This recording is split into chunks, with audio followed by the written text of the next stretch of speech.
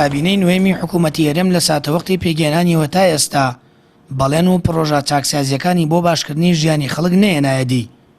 بە پێچەوانەوە خەڵک برسیترن و موچەخۆرانیش بێئومێدترن.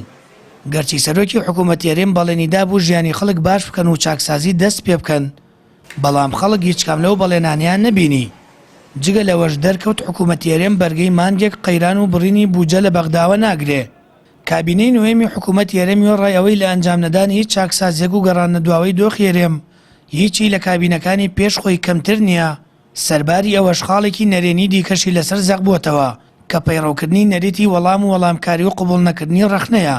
بە جۆرێک ئەم کابینەیە ئەوەندەی بە وەڵامدانەوەی ڕەخنەگرانی و دەرکردنی بەیاننامە و سکاڵا تۆمارکردنەوە سەرقاڵە نیو ئەوەندە لە خەمی ژێرخان و سەرخانی ئەم هەرێمە و بژێوی خەڵکەکەیدا نییە.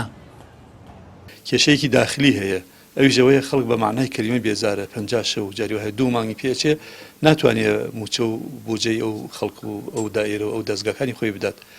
ئێمە چاوەڕامان نەکرد ئەم حکوومەتە ئیشی سەرەکی بریتی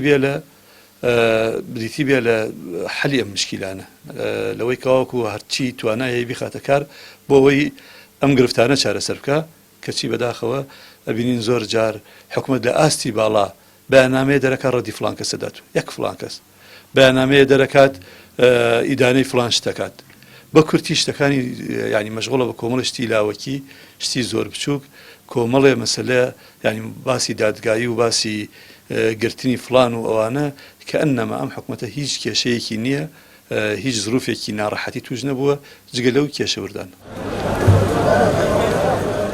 لە ئێستادا کە خەڵکی هەرێمی کوردستان بێموچە و کار و خزمەتگوزارین و قوتی ڕۆژانەیان نییە، سەرۆکوەزیرانی هەرێمۆگەوەی هیچ کێشە و گرفتێک لەم هەرێمەدا نەبێت خەریکی هەڵگرتنی پارێزبەندیە لەسەر پەرلەمانتار سۆران عومەر. ئەمەش تەنیا بۆی ڕەخنەگرتن لە حکوومەت و ئاشکراکردنی گەندەڵی و بادەردانی سامانی وڵات لەلایەن کۆمەڵێک بەرپرسی دەستڕۆیشتووەوە. چاودێران توانج لەو هەنگاوی سەرۆکی حکوومەت دەدەن و دەڵێن هەموو دەنگێکی ئازاد و حەقبێژ لەم هەرێمەدا لە ژێرە ڕەشە و لە بەردەم مەترسیدایە.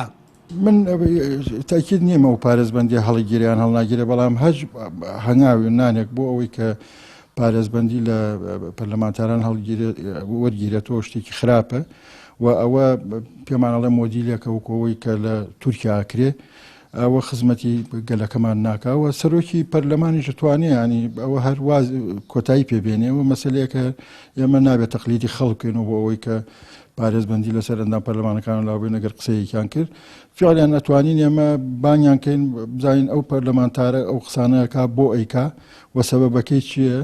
ئەگەر هەر تەشیرەکە ئەگەر هەر ئێوێ سوکاتی بەم حکوومەتە بکە ئەگەر هەر ئێوێ ناوزڕاندن کە هەگ ئەوێ خەڵک هان با بۆ تونوتیژی ئەمە توانی تۆ بە شێوێ لە شێوەکانی تر ینی معاملی لەگەڵا بکەی، بەڵام ئێمە کەس بانگ نەکراوە لەسەرەوەی بڵێ بۆ تۆ ئەو بەو شێوە قسەکەی ئێستا چۆنە بێت تۆ پەنابێتە بەرەوە پارێزبەندی لێ وەرگیتەوە بۆ ئەوەی محاکمە بکەیت و لەوێ محاکەمەکەش کەس نازانیانی چۆن بڕێوەچ.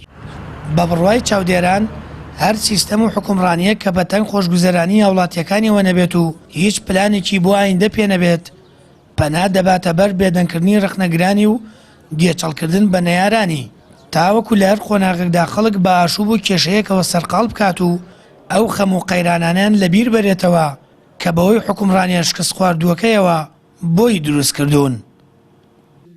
سامان فەتاح، کەناڵی ئاسمانی پەیام،